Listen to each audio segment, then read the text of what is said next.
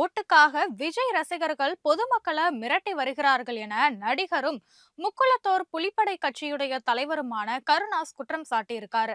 சிவகாசியில செய்தியாளர்களுக்கு பேட்டியளித்த அவரு, விஜய் அரசியல் கட்சி தொடங்கிய பிறகு சில நிகழ்வுகளை தான் நடத்தி இருக்காருனோ, அதற்குள்ள அவரது ரசிகர்கள் மக்களை மிரட்டி வர்றதா குறை கூறினாரு. விசில வாயில வச்சு ஊததான் முடியும்னு, ஆனா ஓட்டப்பந்தயத்துல ஓடுவதற்கு வீரர் ஒருவர் வேண்டும்னு, ஓடிதான் வெற்றி பெறணும்னு கூறிய கருணாஸ், ஊழல் செய்ய மாட்டேன்னு சொல்லும் விஜய் தான் வாங்கிய வெளிநாட்டு காருக்கே வருமான வரி கூட கட்டாதவர்னு கடுமையா விமர்சித்தாரு. பாஜகவுக்கு விஜய் போன்றவர்கள் துணை போய் விடுவார்களோ என்ற அச்சம் தனக்கு இருப்பதாகவும் குறிப்பிட்டிருக்காரு.